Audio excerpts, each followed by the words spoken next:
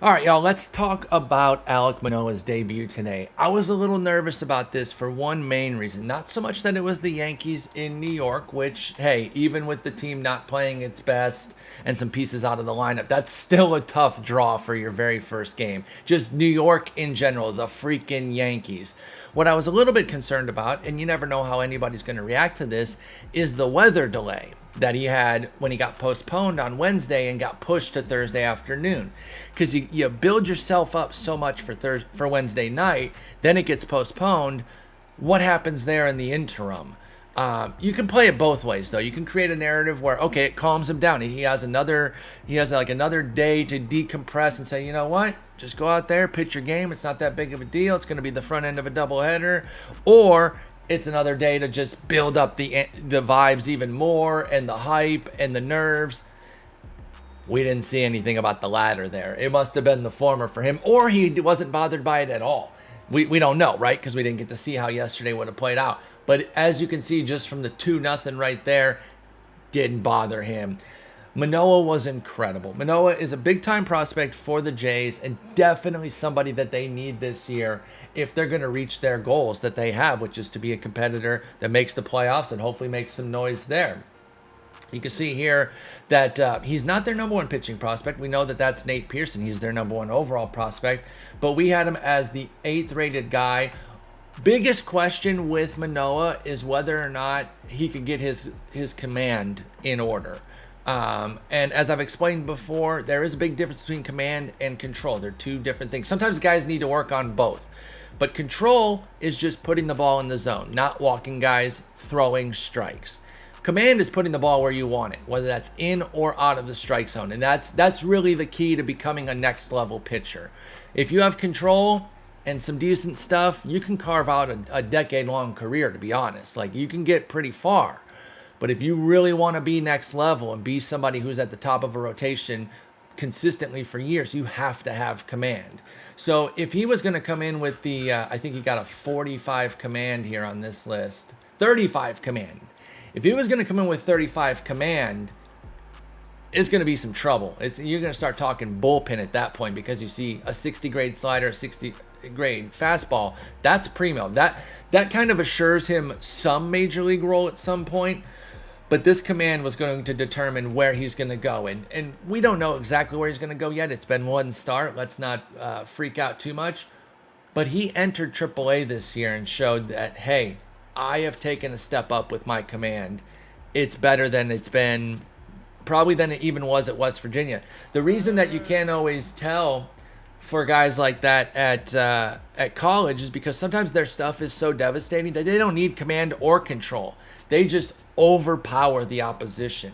Now, I didn't follow Manoah closely enough at West Virginia to know if that's the case, but I know that happens a lot, to where that's how they can get this far and become even a top-rated prospect despite not really having any good command because they haven't been tested for it yet. And even to this point, he hadn't been. He was in low A ball in 2019 coming out of the draft, and then 2020, of course, at the alt site, which threw everything into disarray, and we don't really know how much he advanced. Truth be told, he could have advanced a grade last year at the alt site and been more of a 45 coming into this year, which wouldn't have been nearly as treacherous. We don't really know for sure. Eric and company at Fangraphs goes off of the reports that they get. They probably had some reports still that said, command is still trouble for him. But so far not this year, including in the debut. Today he goes 6 strong, no runs, 2 hits, 2 walks, 7 strikeouts on 88 pitches. Damn near a complete game because it was only a 7-inning being on the first end of the doubleheader. He was electric, plain and simple. He dominated.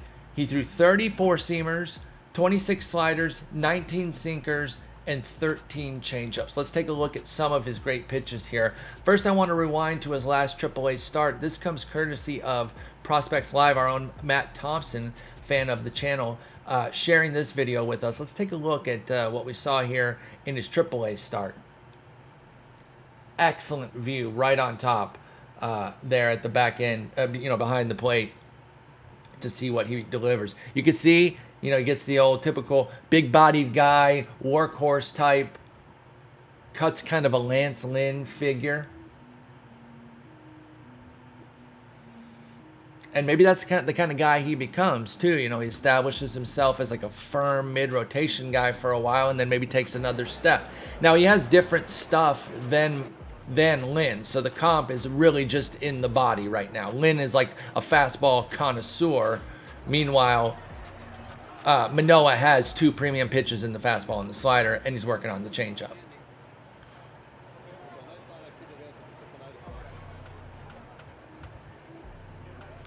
Who's that batting? Why does he look familiar? Is that Aruz? A-R-R-A-U-Z, I think? No, that's definitely not the way to pronounce it. Wait, is that... Oh, that's Danny Santana. Okay, this is not Pawtucket, but it's Boston's AAA, yeah?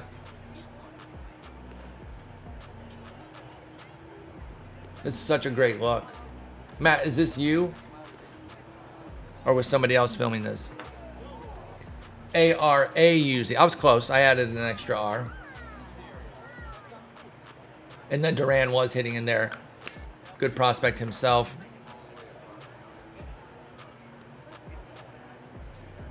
Worcester. Jairo Munoz. I remember him from the Cards. And there's Chris Herman. So I tell you what, you know, nobody's going to sit here and pretend that that this is the same as being again in the major leagues, but this is a pretty seasoned lineup here. You know, we just saw Danny Santana get called up. We know he's a 2020 guy not too long ago. Duran is somebody who's on the cusp. Munoz has been in the majors. Herman's been in the majors. Jeter Downs is a very big time prospect. So very big time. He's a big time prospect. I was gonna say very good, and then I went big time, and I went very big time. He's very big time.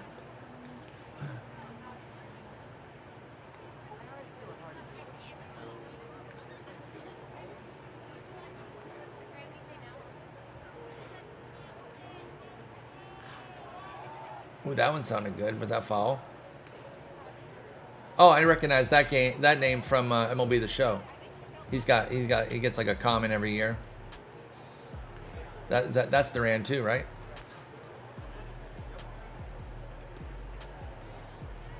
So you can see him mixing the pitch as well. Obviously, this is cut up really nicely to just give us kind of a non-stop feed. That one came back at us. I would have flinched. I'm a flincher sitting behind home. It's embarrassing. It's probably my lack of vision. Everything jumps up on me.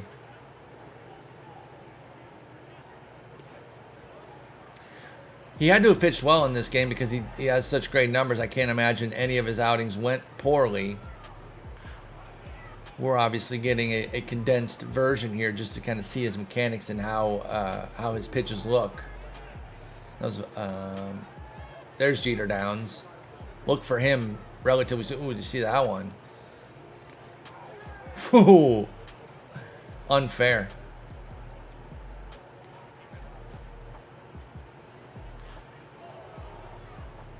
I believe Chris Herman streams. Getty, I think I know that player too. I don't know if he's like a big prospect or not. I just recognize the name. That slider is absolute filth. Matt, I was just going to say the same thing about the fastball too. I totally agree. And where he can put it, definitely a legit 2-pitch guy here. So there you go. We got a nice little snapshot look for three plus minutes of his stuff at AAA. Let's dive into what we saw today from him and some of the pitches. Now, this was probably his best pitch of the day for many reasons. It was his fastest thrown, the opposition of who it was against, Aaron Judge, and what it netted. Now, this is a 3-2 pitch here, and there's no chance that Judge is looking fastball. I can't imagine, because he is just so beaten. Is he sitting changeup? Because he's an hour late, dude. And Judge doesn't usually miss pitches like that. So you have to believe that that was not what he was looking for there. I want to just keep replaying it. Can't loop it? Oh, well. It's so good. He's so late. Oh, 97 down the dick. Okay, I did not think you were going to throw that. That was rude. He dropped his PCI so badly, Andretti. That's a great way to put it.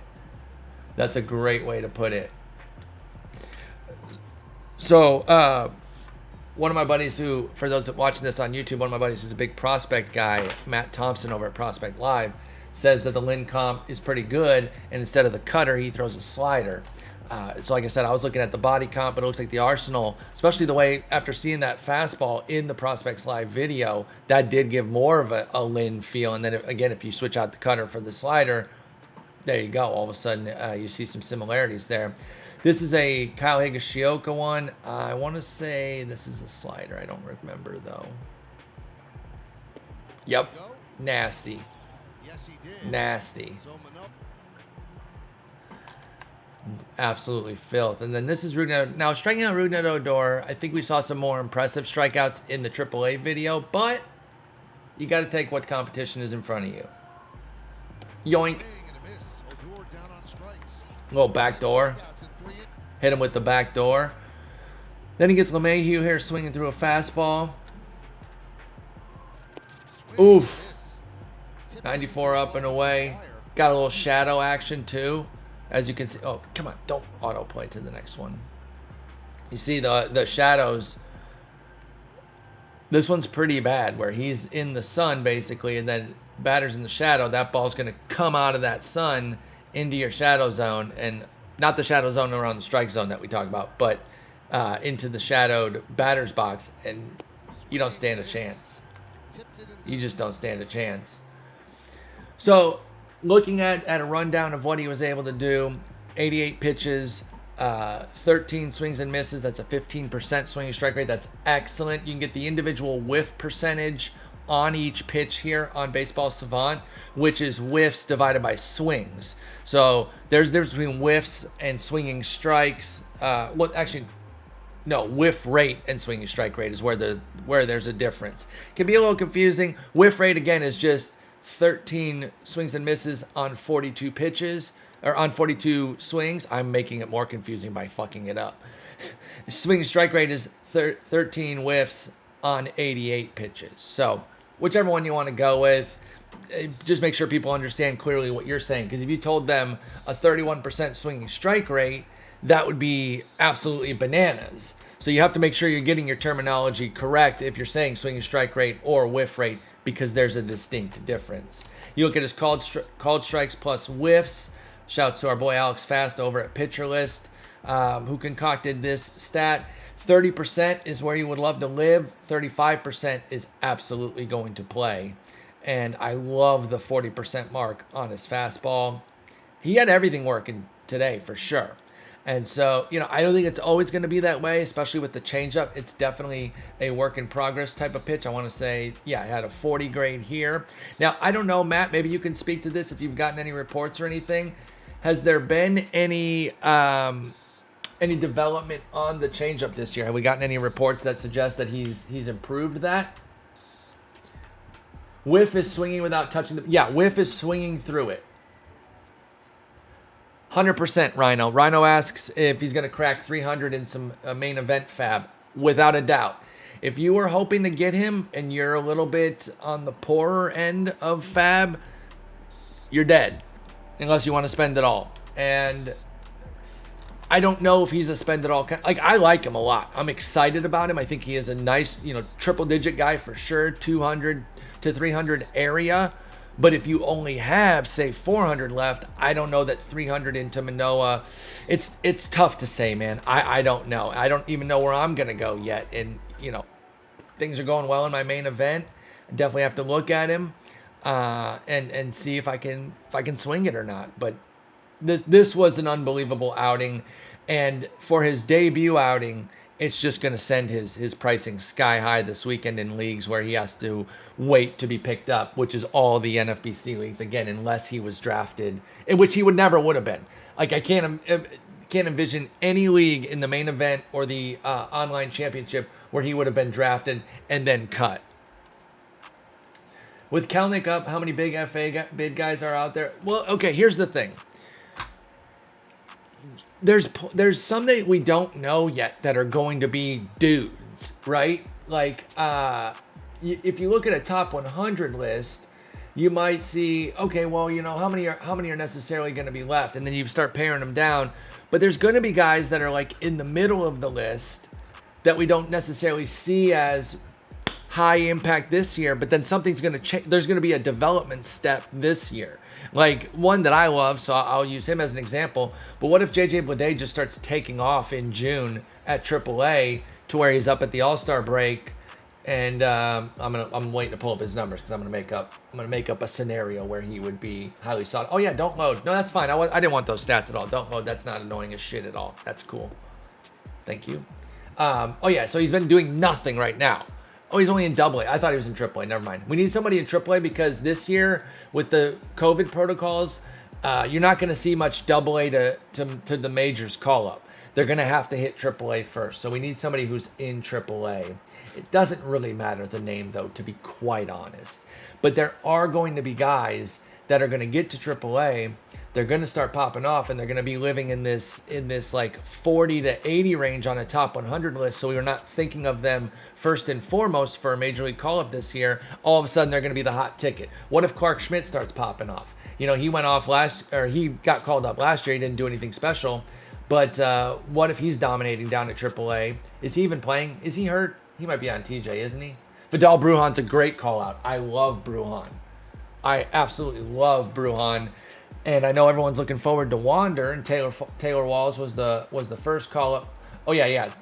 TJ in his rear view, so is he returning from it this year? Anyway, Clark Schmidt was a bad example because he's not even pitching right now. Brujan is the right kind of guy to talk about because nobody's really talking about him in fantasy circles right now because it's all about Wander. Well, 7 homers, 9 steals. If he gets called up with a full-time role, I don't want to say any names of somebody who could get hurt because I don't like to put that shit out in the... I'm not superstitious. I'm a little stitious like Michael Scott. So I don't like to say, well, if so-and-so gets hurt. But let's just say somebody gets hurt and clears like a everyday role for Brujan and he gets called up. He's going to be a triple-digit guy. He absolutely should be. He's a fucking monster. So...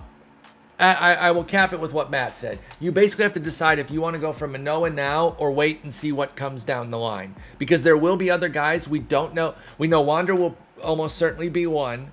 That's the one everyone's waiting for. But then there's going to be sprinkles of others who come up that we will see, and they will be big ticket items. There won't necessarily be a ton, but there'll be a handful more. One of the reasons to go for Manoah now, though, is because you get from late May to the rest of the season. If the guy that you're targeting, or Brujan, as we said, doesn't get called up till mid-July, you lost that whole month and a half. So you have to know what you want to do, right? There's no right or wrong answer when it comes to bidding on these guys because we can't predict the future. We try our best. But I think Manoah is going to be a G. I really do. It might not be this year. Prospects take a while to go. I think he's definitely going to have some quality work this year. I hope he hits the ground running because I'm kind of in on this Toronto team. Like I like rooting for them. Obviously, the Tigers are my club, but I want to see them kind of upset the balance of things with the Yankees and the Rays. It feels weird to say the Rays have been like at the top, but those were the top 2 teams last year. I want to see the Jays emerge, and they've got the baby hitting coming through. Vlad has arrived. Bichette was already there. Teoscar's looks a lot better than he did last year. The stats are similar, but the underlying skills for Teoscar are even better. So I'm more impressed by what he's doing this year than I was last year. Semion's been a great addition. They got the hitting on lock. And don't sleep on my boy Gurriel. I know this line is unimpressive. He's turning it around, so just stick with him. Hyun-Jin Ryu, Robbie Ray, Alek Manoah as a 1-2-3.